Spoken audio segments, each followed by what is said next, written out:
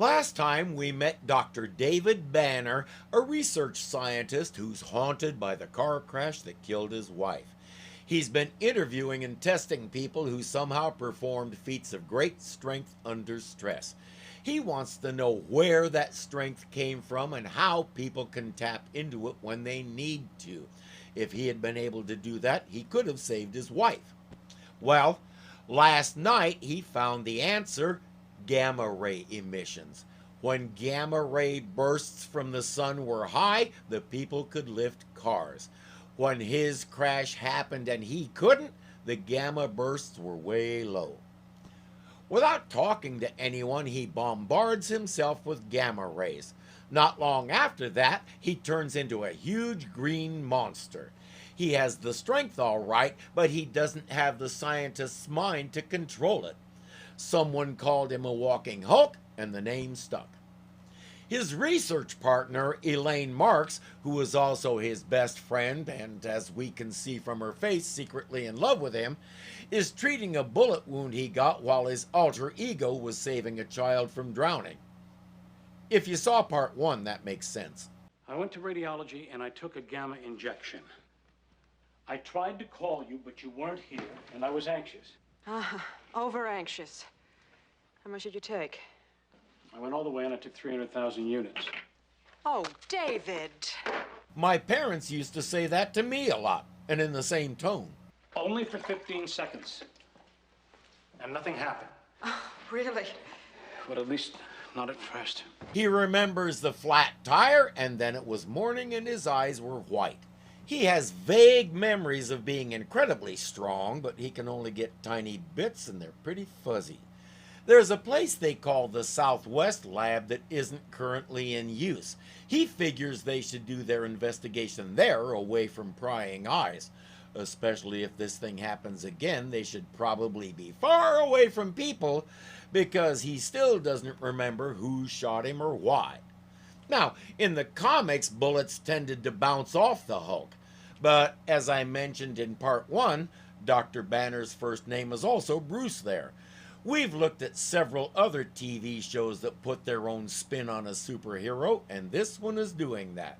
So from here on, we never mind the comics. We just go with it.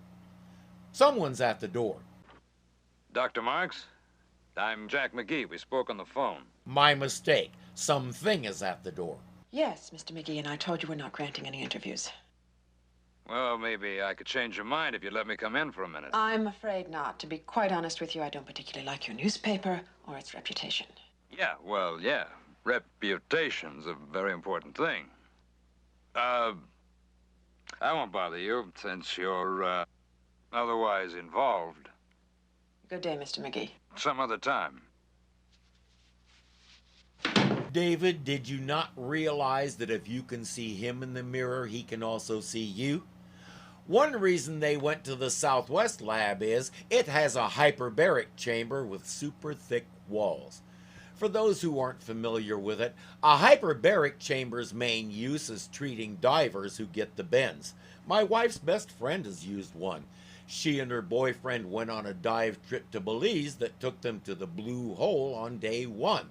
The Blue Hole is a study in itself, but suffice to say it's really unusual and really deep.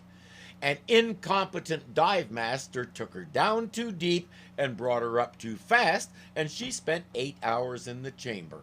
Briefly, you go in, they raise the air pressure way up to get the nitrogen dissolved into your bloodstream again. Then they lower the pressure gradually over several hours, or even days in some cases, until you're back to normal without the decompression sickness. As far as we know, David isn't a diver, but he wants those massive walls so they can contain him if that thing happens again. Just spoke to Ben at the radiology unit. Yeah? How many units of gamma did you say you injected into yourself? 300,000? He knows that because he turned the dial up to the next click after 200,000. The one with the tape on it that wasn't marked. That's like the electronic microscope that Ben modified for higher strength. Are you saying that Ben modified the radiology unit in excess of 300,000? But there was no marking on the tape. Well, he hadn't calibrated it yet. He was going to work on it this morning. He didn't know how high he could get it to go. Well, how high did he get it? Almost 2 million units. I took a dose that high? Probably. Next time, ask what's supposed to be written on the tape, as if he can do anything about it now. I think David is suddenly realizing that his life is really and thoroughly screwed. Let's do your DNA scan again, okay? David? Okay, yeah, okay. You see it all right? Yeah. The adenine thymin lock in the lower quadrant. Yeah. What do you make of it? I don't know. I don't know, but whatever it is, we're going to get you back to normal. David, I think it's time we try to reverse the process. David is against that idea. He wants to know more. I don't know what I blundered into, but it could be the natural outgrowth of all our research.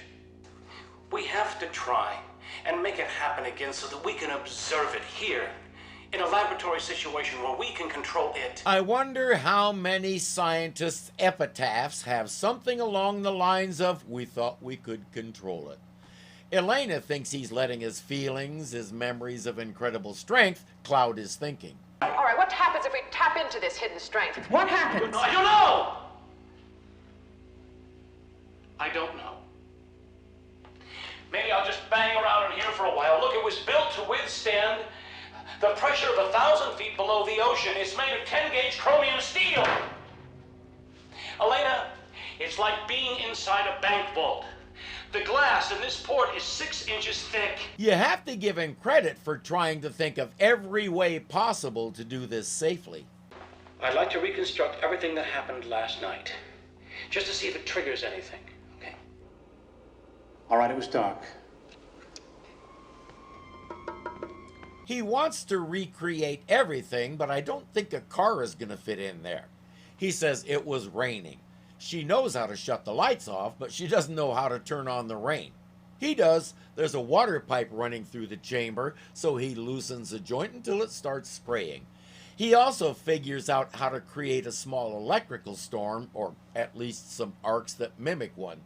So far, there's no change in him. I still want to know how he intends to recreate changing a flat tire without a tire or a car to put it on. After a little over an hour with no result, Elaina shuts it down. What's wrong? Why won't it work? I don't know, but it doesn't. Look, why don't you dry yourself off and get some fresh clothes out of the locker, okay?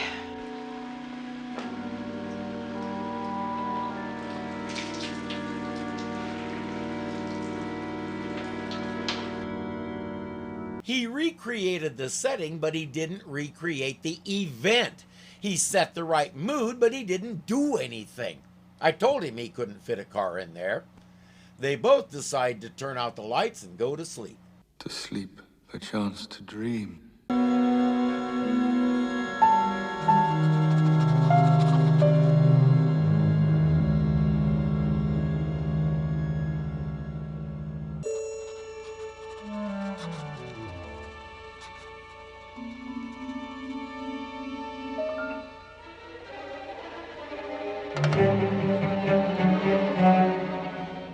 She has a fair idea what's happening since she knows he has this dream a lot. 4:05. Dr. Banner began rapid eye movement indicating dream state. Considerable agitation and heavy increase in both GSR and EEG responses, especially the beta frequency.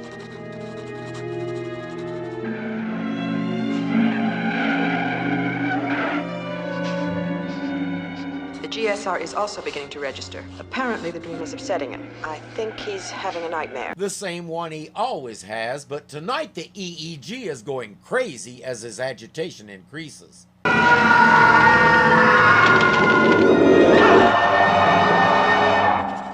The agitation is reaching an extreme level.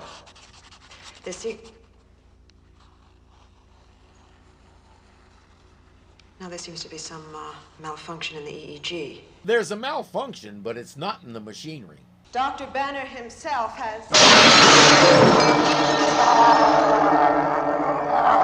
How thick did he say that glass was? I'm pretty sure his precise words were not thick enough. Wait, that was me.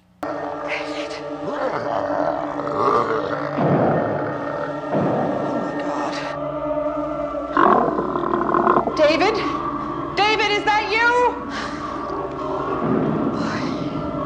It's 4:16. Dr. Banner is no longer in the pressure chamber. He has metamorphosized into some extraordinary creature. That's one way of putting it. He's smashing everything in sight because he knows he's trapped in there. He doesn't like being trapped. Now it's moving towards the hatch door. It's pounding on the airlock bulkhead. It's unbelievable.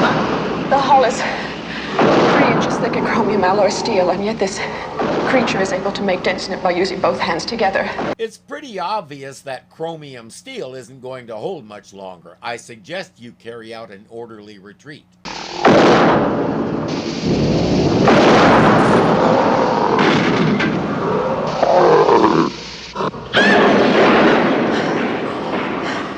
It reached out. I don't think it was consciously after me. It was just trying to escape. Its arms are huge, and its skin has a greenish tinge. Its proportions are like those of a man, but considerably larger.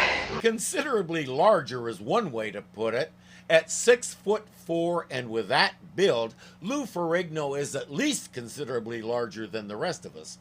An ear infection as a child left him permanently deaf, but it seems to have been a minor inconvenience for him. He won multiple Mr. Universe titles and starred in a documentary about bodybuilding called Pumping Iron. Around this time, producer Kenneth Johnson was looking for the right guy to play the Hulk, and except for that one documentary, this is Mr. Ferrigno's first foray into acting. I don't need to mention that the show was a huge hit, not to say an instant classic, and his performances were a big reason. You believe he's this mentally deficient monster who doesn't understand anything around him and spends most of his time trying to get away to be by himself. He reprised the role many times, and in fact, Hulk is one of the nicknames his friends gave him. He continues to act and write books and generally seems to be enjoying life. I also know him from a short-lived paramedic show called Trauma Center, but I may be the only one. While Elaina records what's happening, the monster has broken out. It's all right.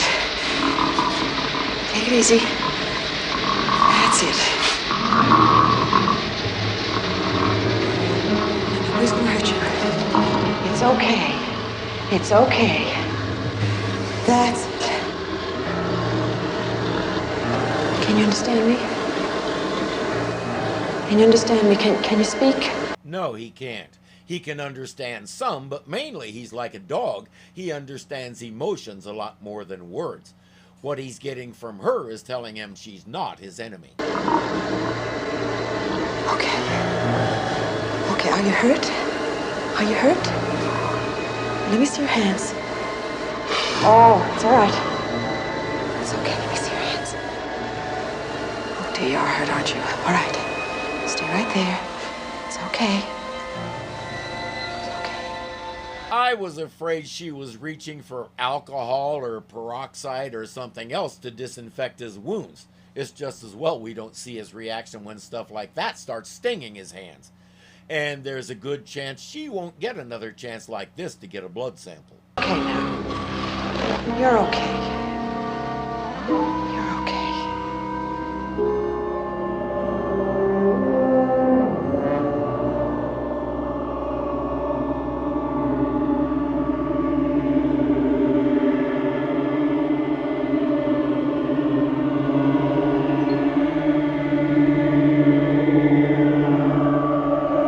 The creature knows Elaina is his friend.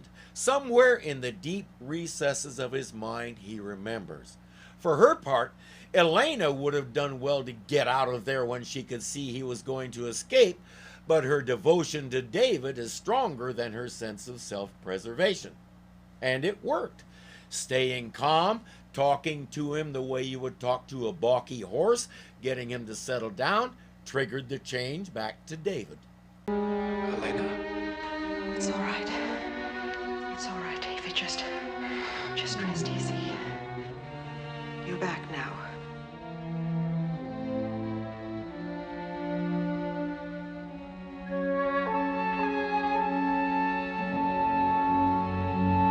I keep waiting for him to say, "Where did I go?"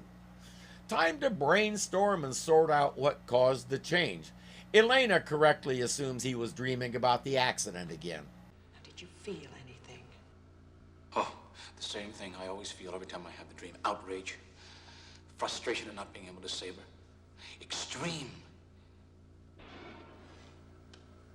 Anger. And it makes sense that anger would bring out this creature. It seems to be driven by pure rage. What is it? Anger. Elaina, I was angry and upset. And last night I was angry too. I left the lab. I was so totally frustrated because of our failure with the research, and then there was the rain, the storm, the flat tire. And when I blacked out, I remember I was furious.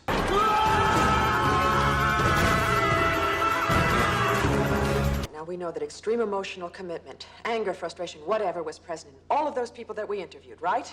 Yeah, but I don't, No, David, it makes sense. Look at the EEG.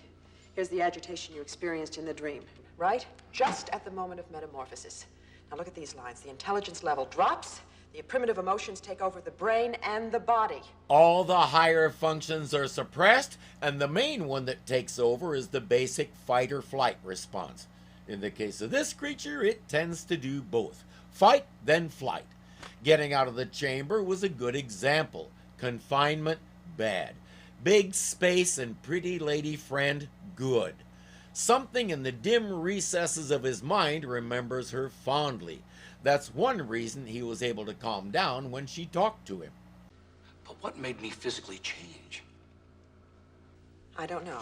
It might be a result of the high-intensity gamma injection you took on your DNA. That's not possible. David, believe me, we saw it happen. I saw it happen, and we've seen the results of it. You give me couldn't be, he give me is. The main thing they've learned is anger or other high emotion is what triggers it. I can't help wondering if extreme emotional pleasure would also trigger it. Like if he changed during... How weird would that be for everybody concerned? That means it's uncontrollable. If it can happen, anytime I'm asleep, whenever my anger mounts up, even in my unconscious, when the metamorphosis happens, I haven't got any control over it. I don't even know what it does. I might have killed you. No, David. Maybe that's why I was wounded. Maybe I tried to kill somebody last night. Maybe I did kill somebody. There's an easy way to check that. Turn on a radio or TV. If something like that creature did kill someone, it'll be all over the news. Listen to me, David. David Banner is not a killer. We're not talking about David Banner. Yes, we are. I know this is 1977 and a lot of things have changed since then.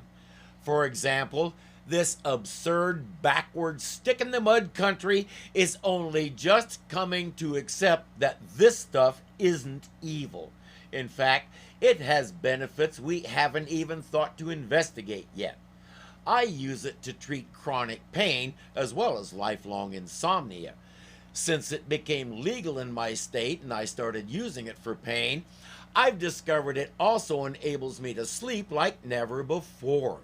And I'm sure I must dream at some point, but I don't remember any of it when I wake up. This could probably help David be able to sleep without fear. But in 1977, we were still under the influence of the whole reefer madness propaganda, and weed was the devil. Speaking not just as a Christian, but as a published Bible scholar, if this is the devil, reports about him may have been a little exaggerated.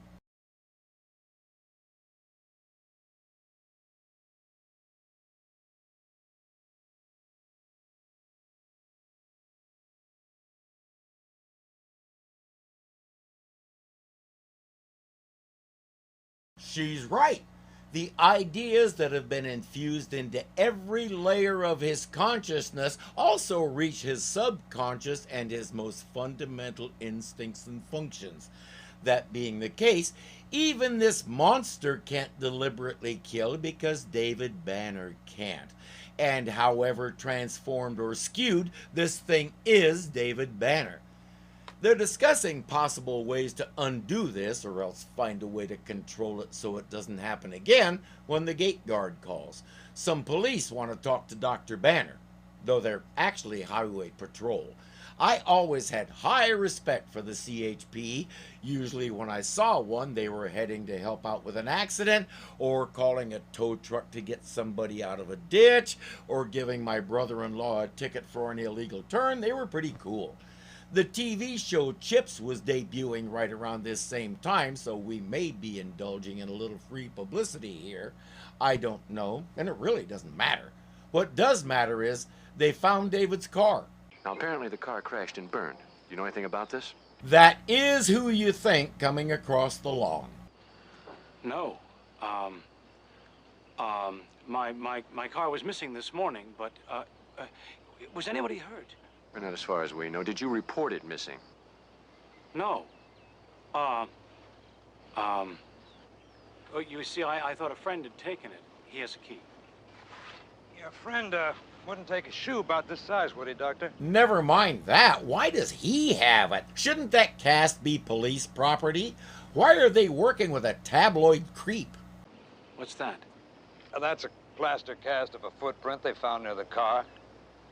There were many of them in the mud. Mr. McGee, we have no authoritative proof that those footprints are real, and we do not want to start a panic around here. You may not, but he does. Panic sells papers, and that's all he cares about. Public safety, truth, that's for squares. Oh, it's real, all right. There's a lot more just like it down by the lake.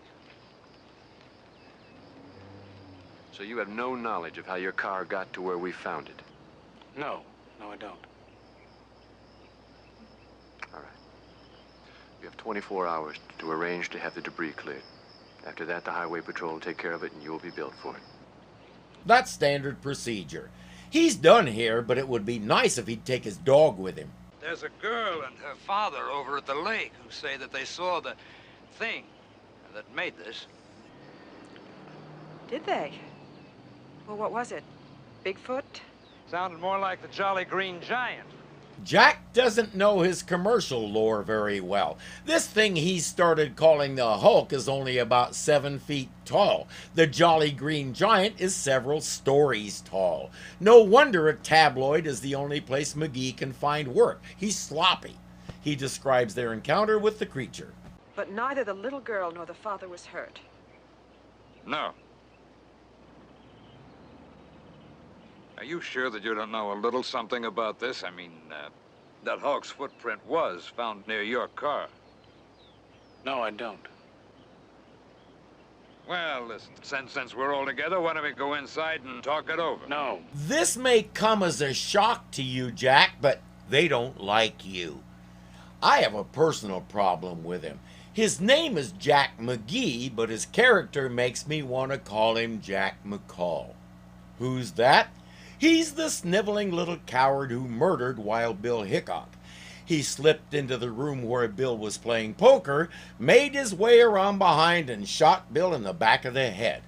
I can see Jack McGee doing the same thing under the right circumstances. He has the same set of morals.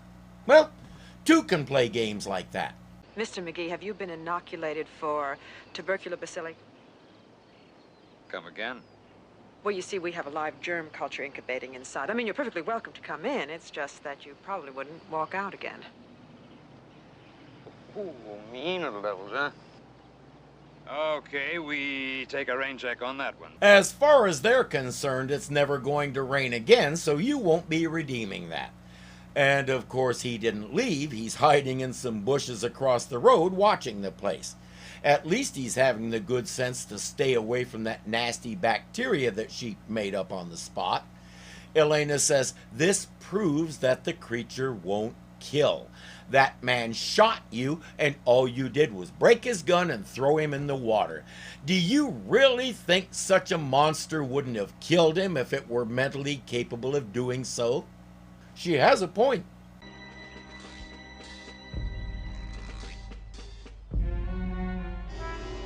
Is he getting hungry? I swear it looks like he's about to eat it.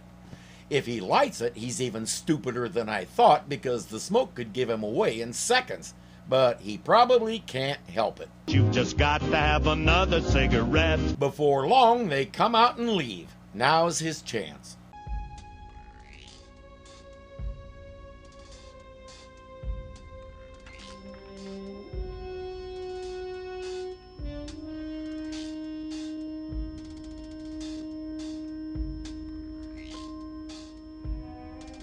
Did he really expect them to leave the door open for him? He can't find a convenient open window at the moment either, but he can see in them.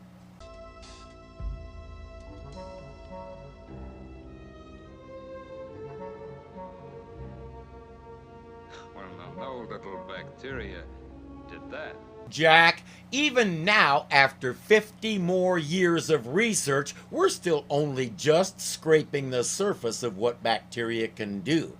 If there's enough of the right kind, they can do that and more. Too bad he can't hear me. He probably wouldn't believe me anyway. David and Elaina have gone to the main lab where Elaina verified that Ben has gone home for the day, so they won't be disturbed. Jack is already disturbed, so everything balances out. David will receive several bursts of x-rays and then they'll scan his DNA to see what changed, if anything. The answer is nothing. It didn't work. He says, let's go back to the lab, gather our materials, and see if we can find a safer place to do our research. Unfortunately, back at the lab, they have an uninvited visitor who finally found a way in.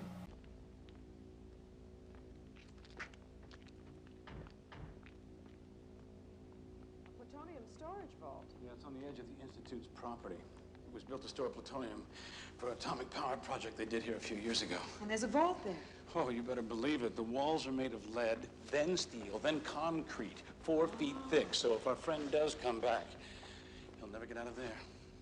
What Jack is doing is called breaking and entering, not to mention burglary. They could bury him if they wanted to, and they could persuade everyone to write off his complaints about the Hulk as the ramblings of an idiot.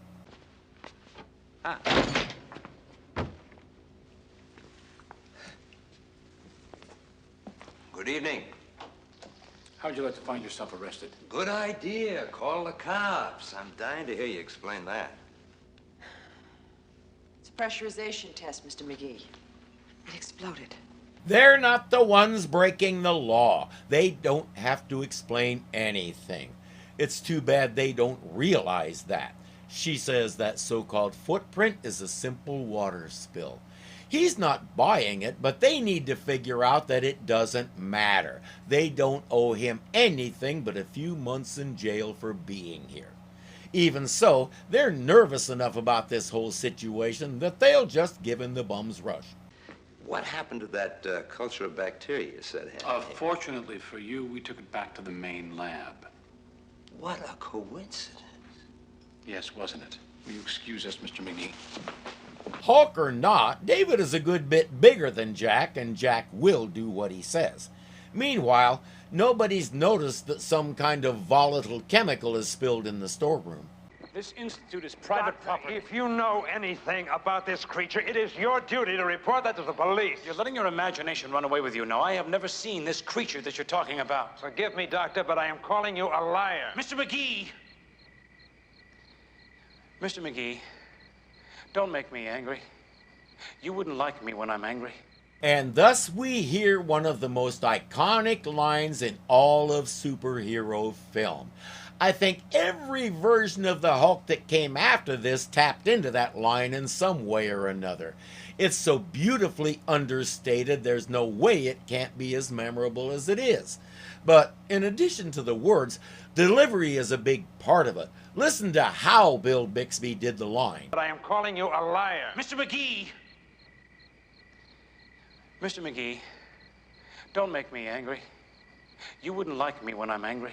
The way he forcefully ropes himself in, brings his voice down, and relaxes several muscles, all goes into it. Once he's under control, he says the line. Compare these. Mr. McGee, Don't make me angry. You wouldn't like me when I'm angry. Mr. McGee, don't make me angry. You wouldn't like me when I'm angry. Bit of a difference. He's not saying get out of my face or yours may get rearranged. He's saying, look, this is pointless and you're making me tired. Please go away. He hasn't given Jack anything to go on, not even a threat or insinuation. He's told Jack to go find another tree to pee on.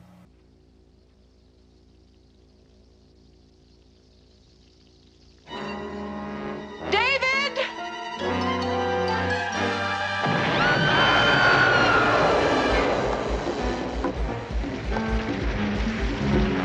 Jack is unconscious, thank God for small favors. David can hear Elaina's cries from inside, but he can't get past the flames and secondary explosions. It's happening again, and he can't let it happen again. Elaina! Elaina!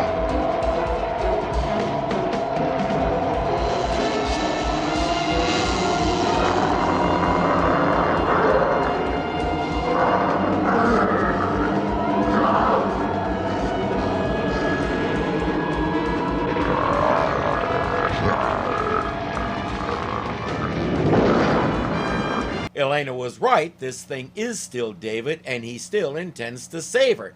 Except now he can.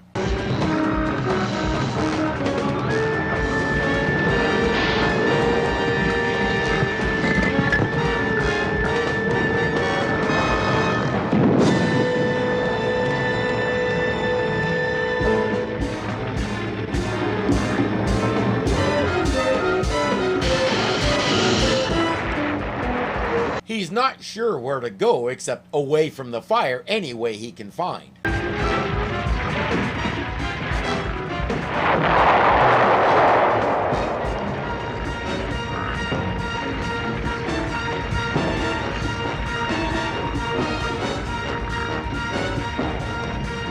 Banner! Banner!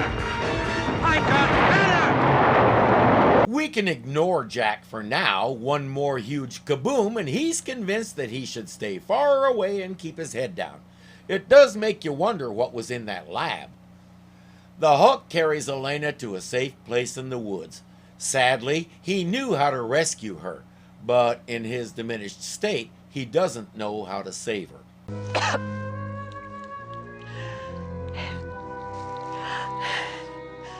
David.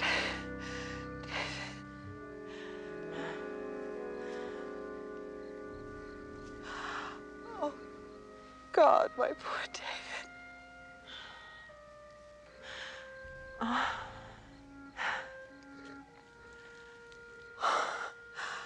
Oh, we'll take care of you now. Good question. We know Rick Jones isn't around and Betty Ross is in a different state. I don't know if you can understand me, but I want you to know something. Dear David, I have loved you for such a very long time. Yeah, I think everybody could see it except David. Whether he was himself or like this, he missed every indication. Will he remember she said this? Impossible to tell.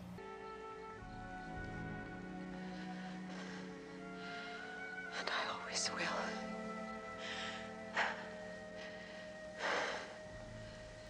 And I always will.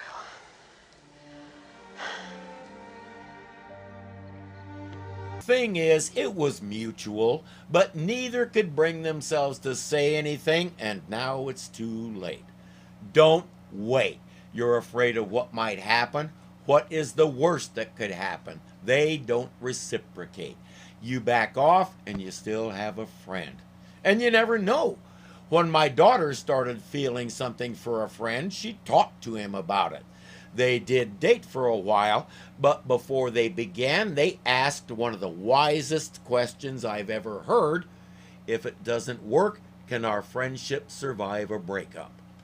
They took steps to make sure the answer was yes, and when they did ultimately break up, the answer was still yes.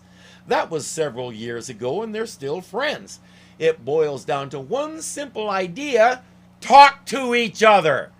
Be honest and humble, and be okay with whatever comes of the conversation. But it all begins with that one basic act: talk to each other.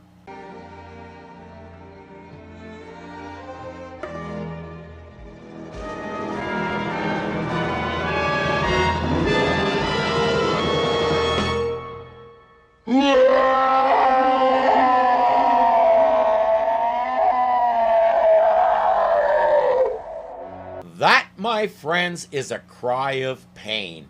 I'm fairly certain Lou Ferrigno developed different growls for different occasions, and that was just about perfect.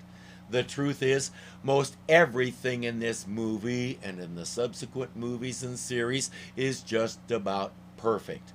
This was one of those rare occasions when all the parts came together to form a whole that's greater than the sum of its parts. We saw the start of a genuine American phenomenon right here. And it makes me a little sad that we killed off Elaina. She was a great sidekick with or without the love angle.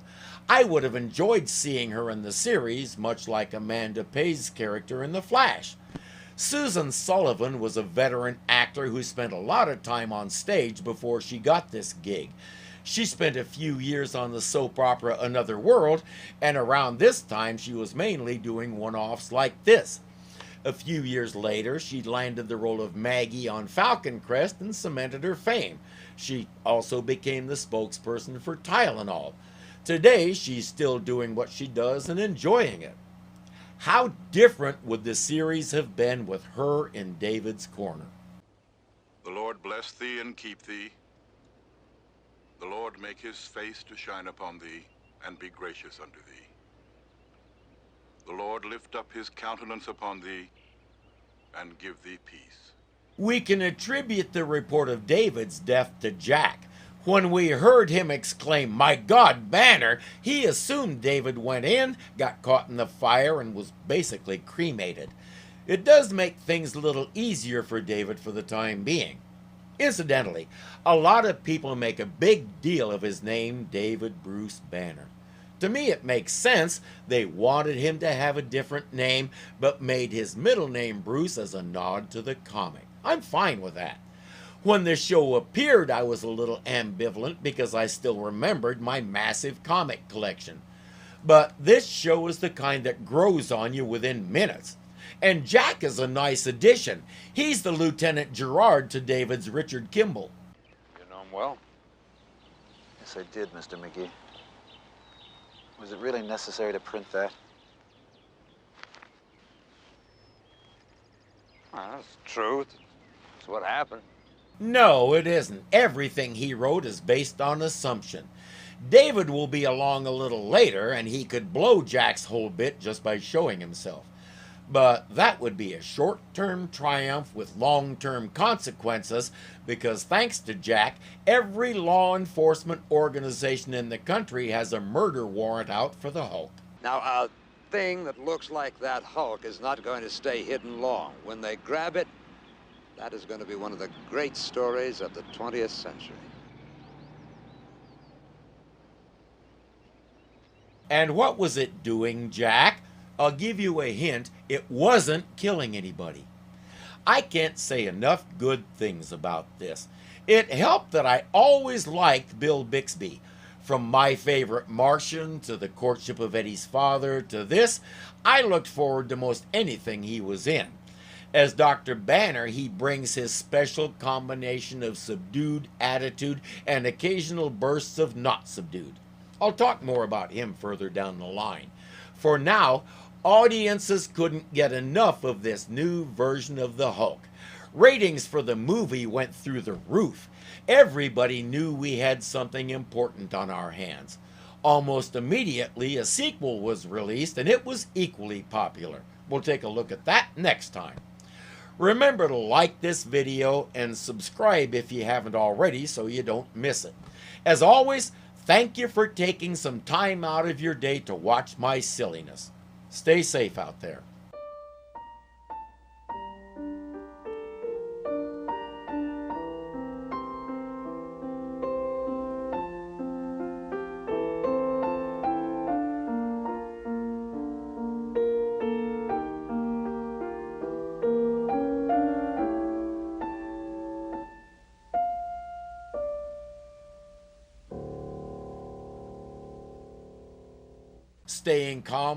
staying calm. It would have done well. What triggered it? The cast be put. We heard him as Bill Bixby from my favorite Bixby.